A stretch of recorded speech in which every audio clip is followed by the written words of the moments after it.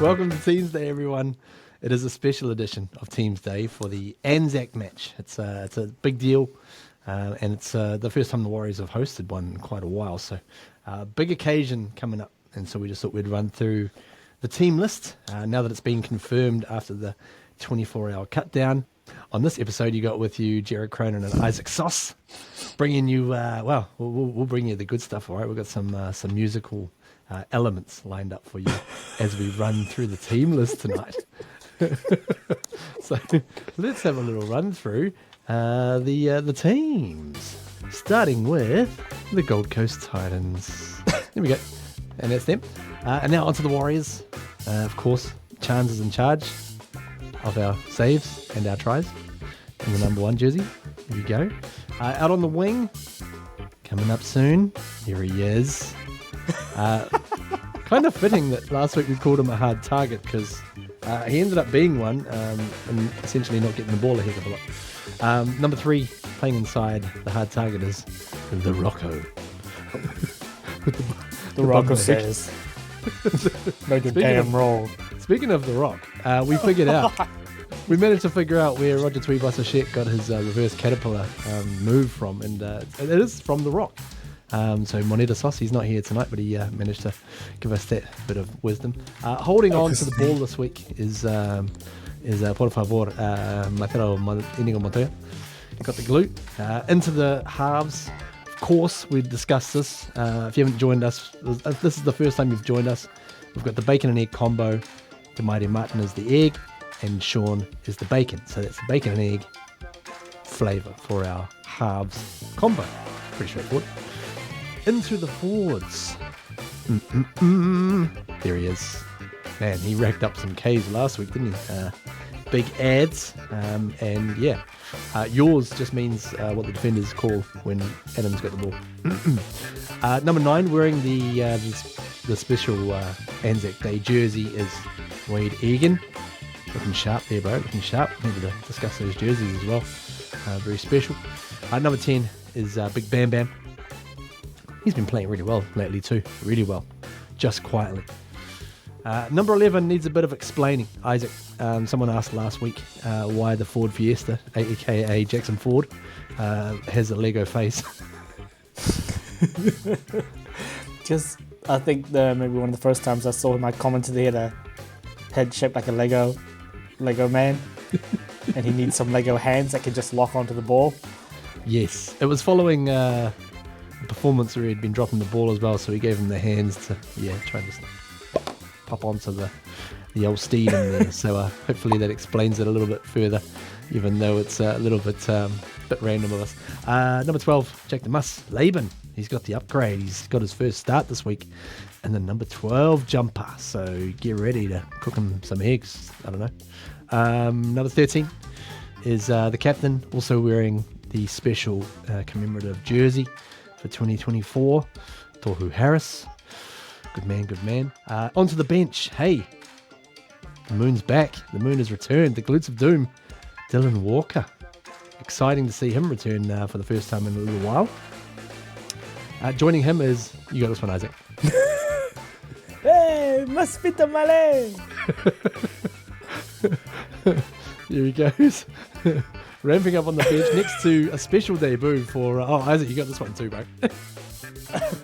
Do I? He's gonna be iron like a lion named Zion. That's perfect. And now onto a different music genre is Nathaniel Roach's brother, Paulie Roach. And Papa Roach must be pretty proud of the efforts as he tries to cut the defence into pieces. And then, which is good. Number 18, of course, is back to the trusty, the POMP.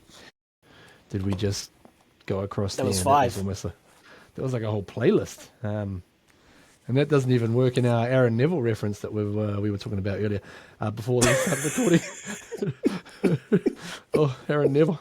I don't know much. Now, Isaac, big game tomorrow. It's a 4 p.m. kickoff New Zealand time over at Go Media Stadium, Mount Smart. Big occasion first off.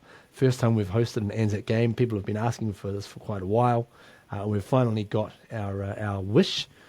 Probably would have wished we got to play Melbourne, but that's all right. Bro, how do you think this occasion is looking for tomorrow, and what effect do you think it'll have on our side? Oh, if this occasion doesn't get the team up, I don't know what will. I mean, there's a lot that this day means to both sides of the ditch. This day. So it should be enough of a catalyst for the Warriors to get up in front of their home crowd, which is another sellout. Correct me if I'm wrong. Correct. On this very special, tomorrow's very special day. So I know I called in the previous podcast that I think it might be a bit of an ambush, but there's every reason for the Warriors to stop the ambush and retaliate with a win. Yeah, absolutely. Interestingly, similar sort of setup the last time we played the Titans in this Anzac Day clash, and they did ambush us. They got the 2 points. So it's important that our lads come out and switch on, especially after last week, because that was pretty grim. But that's all right. We're thinking positively. It was only a quick sort of turnaround, probably for the best. Jacob Laban, Jake the Muss, he gets into the number 12 jersey. He gets the upgrade from the bench. So, mate, what are you expecting to see from the big young fella?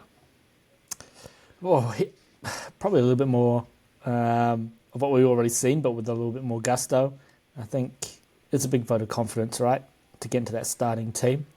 There's Kate Wa's missing, so he's filling a pretty big gap in that team. But I think he'll be effective. He wouldn't be there if he didn't have the talent or the capability to fulfill that role. So I'm excited to see him start and see what he can pull out. I think it'll be damaging. I think he'll be a damaging player. I wonder how much ball he's going to get, maybe in the early exchanges, especially maybe carting it back after the backs have done a job from kick return.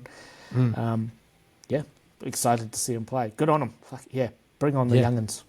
It's going to be interesting to see as well the minutes, how they divide them up, because looking at the makeup of the bench, there's not a lot of straight second row cover there.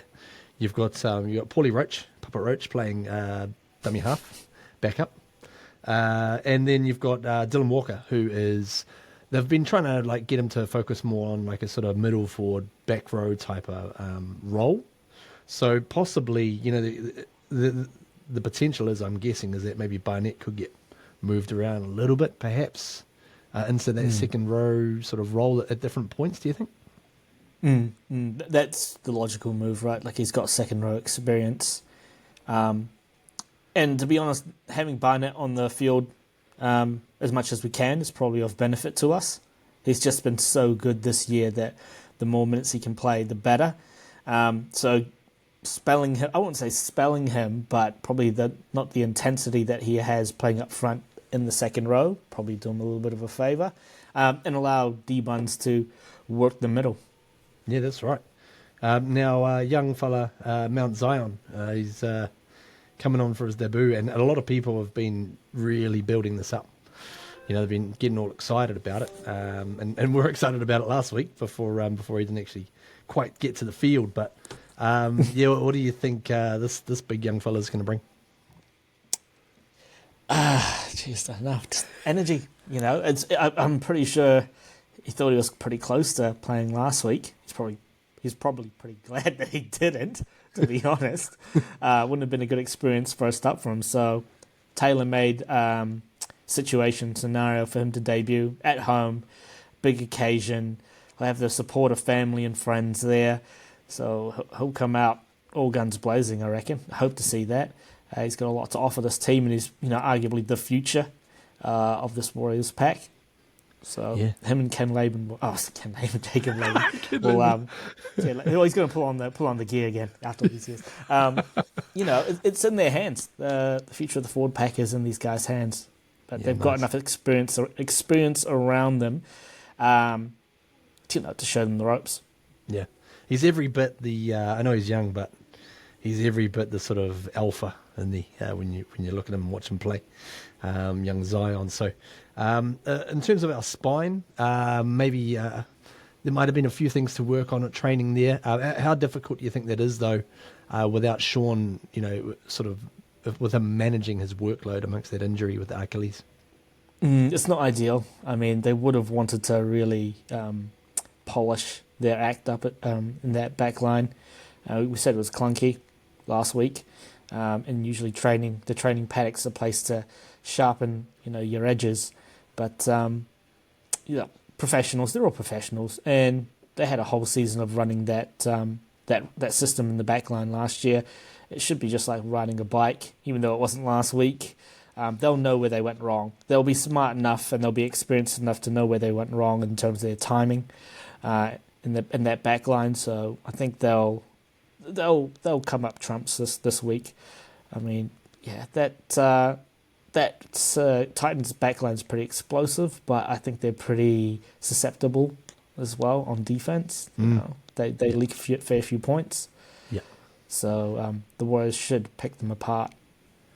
Hopefully. The weather forecast is looking pretty decent, sort of cloudy, 18 degrees type of scenario for most of tomorrow. At least it's not raining. That's right. Well, according to the forecast that I'm looking at, there's none on there. So big occasion also for Anzac Day. Packed house, looking to bounce back from a poor result last week. This is a pretty big game, I think, in the context of the season already. What are you thinking, bro? What do you think the final result is going to be? Put your Sostradamus cap on. Oh, that's Professor S, isn't it? Professor S. Yeah, Professor X doesn't wear a cap. Neither do I. I let it all shine through. Scores. Again, ambush up front by the Titans. Warriors weather the storm. Warriors come out on top 24-8. Nice, that's good. That's my prediction. I'd be happy with that. I'll go for I'll give us a 30-16. Ooh. God, I hope we don't lose to the Titans. I hate losing to the Titans. They're also annoying as well. But anyways, to keep it locked tomorrow, guys. Get amongst the chat on Warriors Anonymous. And we'll keep you updated with all the comings and goings as the Wars get ready to take on those grubs. Up the Wars, go the Warriors, and have a good Anzac Day, everybody. Peace.